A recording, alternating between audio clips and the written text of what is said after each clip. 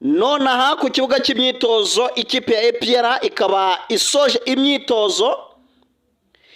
Ntibyari byemewe gufata video iyo ari yo yose kuri uyu mukino, kuri iyi myitozo y'ikipe ya APR.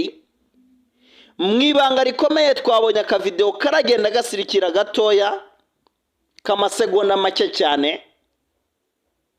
Reka nze tubane muri operation yose uko byagenze, uko uyu mutoza yakoresheje imyitozo, ese agiye kungirizwa nande, ubuyobozi bwa APR buravuga iki kuri uyu mutoza mushya w'ikipe ya APR. APR FC yemeje abatoza bazakorana n'uyu mutoza mu mikino y'umwaka utaha. Umutoza mukuru nuwo bita Darkonovic, wowe namaze kubabwira.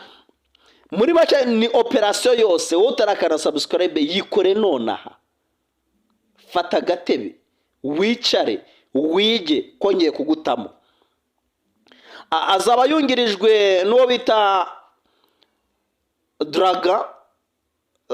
Draga Salaka, ndetse yungirijwe n'uwo bita Hitman Thierry. Mugiye ushinzwe kongera ingufu abakinyi aro bita Marush Mohamed, naho Daraga Kaluma akaba ari video analysis. Imana amazina we. Abatoza uwo bita Daraga Salaka, uwo umwungirije ndimo mwitiranye n'uwo bita Dragan Kaluma. Dragan Kaluma wowe akaba ashinzwe video analysis. Uwo bita Darumush Muhammad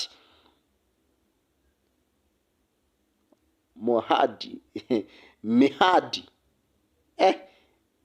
uyu we akaba ashinzwe kuba yakongerera imbaraga abakinyi.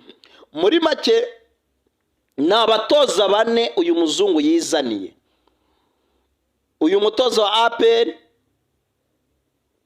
yizaniye we abatoza bane ku giti cye, baza biyongera kuri Thierry Hitman nawe uzaba ari umwungiriza we. Murabona ni ifoto nziza cyane yafashwe na telefone, handi nkunda gukurikiranira nyine kwaje mbafatira utu video twa hivi na hivi katikati. Abo rero nibo batoza b'ikipe ya APR. Imyitozo ya APR rero yakozwe n'abakinyi bagera kuri 26. Nabonyemo amasura mashya ntazi. Amakuru naje kumenya niko no ku munsi w'ejo ibyabaye byose muri APR zari kosinye z'uyu mutoza. Niwe wababwiraga ati mukore gutya bigenda bityo. Urumva rero ni umutoza ufite byinshi cyane azanye mu ikipe ya APR.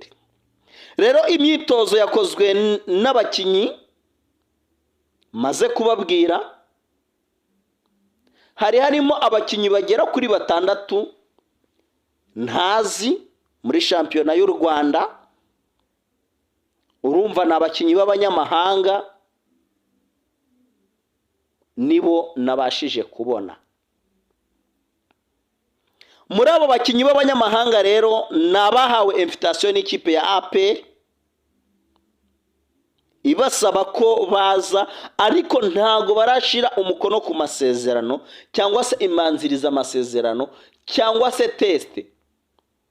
Ahubwo bari baje guhura n'uyu mutoza kugira ngo bapange uburyo bw'imyitozo yabo yihariye,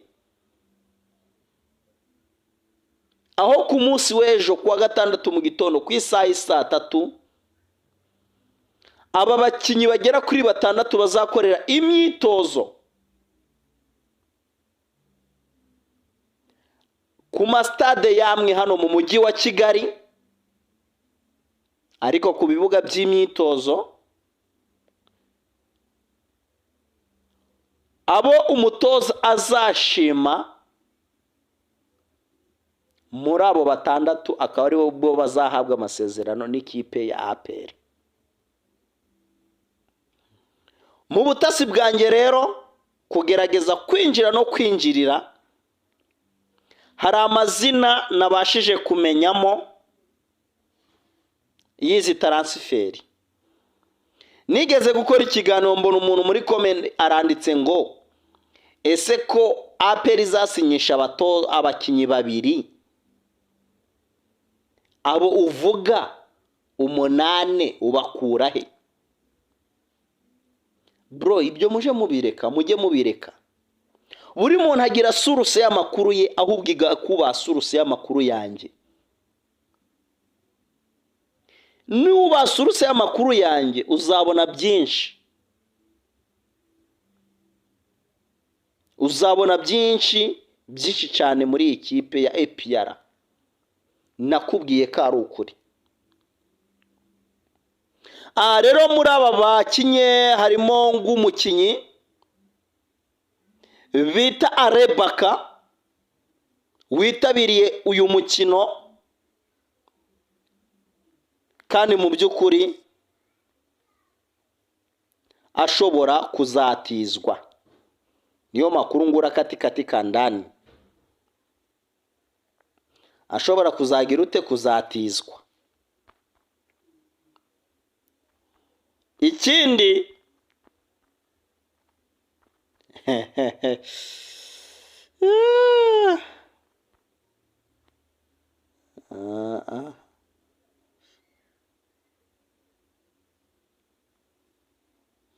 ese aya makuru nyababwirira, aya makuru nyababwire.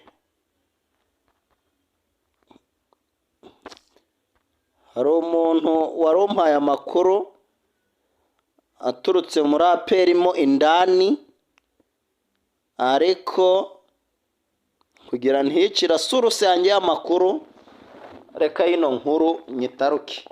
Kanyitaruke ninza kwimenya neza ndayibaha ku isaha 3:00, kuko ubu nkora kino kiganiro turi ku isaha 12:10 hano.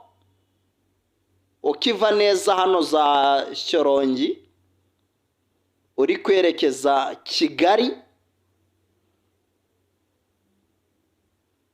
ahahoze ibitaro bya coronavirus, niho hantu natiye agatebe ndicaye ndimo ndabakorera ikiganiro. Reka mwe kumazi twikomereza.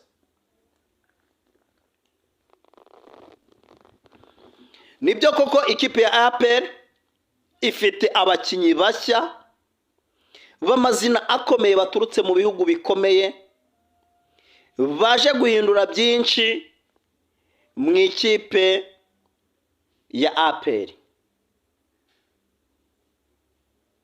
Muri aba bakinyi basha niko babiri muri bo ari umutoza wavuze ngo mu gihe naba nemerewe gutoza ikipe ya APR, aba bakinyi ntibazabure ko niho nshaka kubakira ikipe. N'abakinyi batoya bafite imyaka mikeya, ko umwe afite imyaka 24 undi afite imyaka 23. Urumva n'abakinyi batoya cyane uyu mutoza Darko Novic ashaka kuba yakubakiraho ikipe ya APR.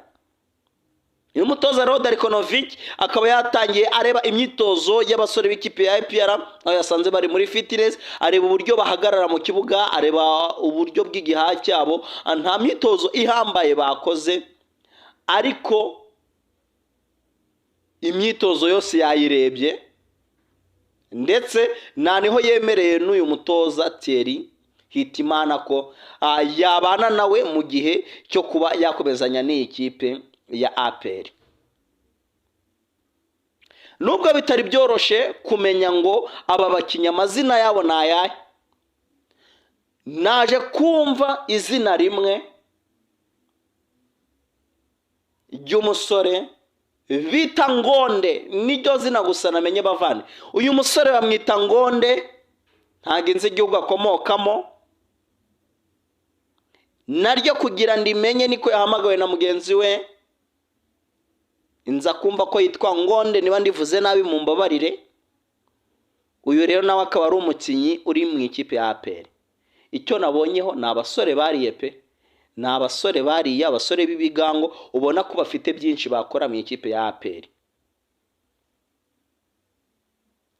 Imyitozo rero izasubukurwa ku munsi w'ejo ku isaha saa 3 z'amanywa, aho azakora abakinnyi basha b'abanyamahanga ku isaha saa 9 n'igice, hagakomeza n'ubundi hakora abakinnyi basanzwe mu ikipe ya APR.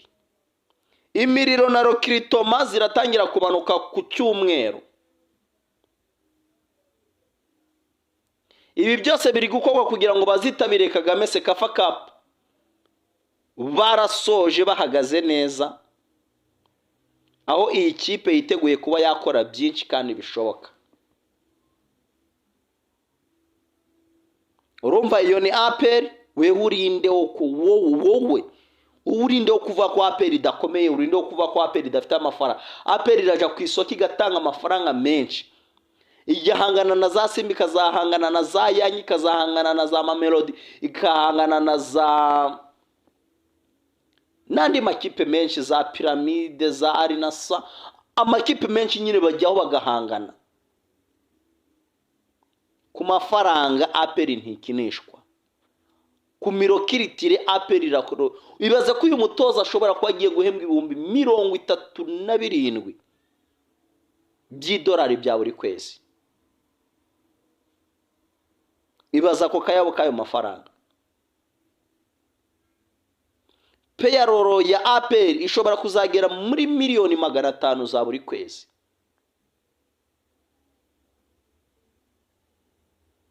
Niwe umukinnyi wa mbere uhembwa amafaranga menshi mu gihugu cy'u Rwanda muri football, ari Nige na Claude w'umunyarwanda nyine, akaba akinira ikipe nga APR. We urinde wo gufata APR ukayigereranya n'andi makipe. Ibi mbivuze mbabaye bitewe na comment y'umureyo nabonye, ati ngo uko APR yabimeze kose ngo n'ubundi ngo umuvumo wayo ngo ntabwo indege izigera ngizima. We urinde, mugende mubanze mwicaze perezida wa Yezu Jean Fidel mu mwibutse Rokritoma icyari cyo, muve mu bintu by'amashari n'amagambo. Ni ikipe Rokrise neza, yes, namwe muyigireho mukore Rokritoma nzima. Uzarokirite ufite ubuntu bw'ubusharishari.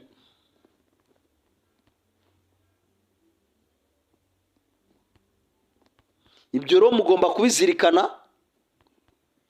Ikipe ya APR yahashye neza, haba mu buryo bw'abatoza, haba mu buryo bw'abakinnyi. Ikipe ya APR yahashye neza. Urutonde rero rw'amazina ari kuvugwa mu ikipe ya APR, reka ndubanyuriremo. Harimo umusore bita Assalam Semakulu. Uyu musore Assalam Semakulu akaba ari kuvugwa mu ikipe ya APR. Uwo bita Layomoni Mangoli nawe akaba ari kuvugwa.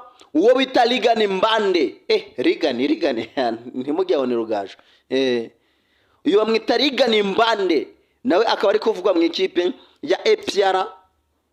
Aba rero akaba ari bamwe mu mazina akomeye atarigeze avugwaho. Naje kugwa ahantu kuri suruse y'ahantu nkura amakuru. Rero APR iri ku isoko gigura nigurisha, akaba ari uko ihagaze. Mwakoze cyane rero utaraka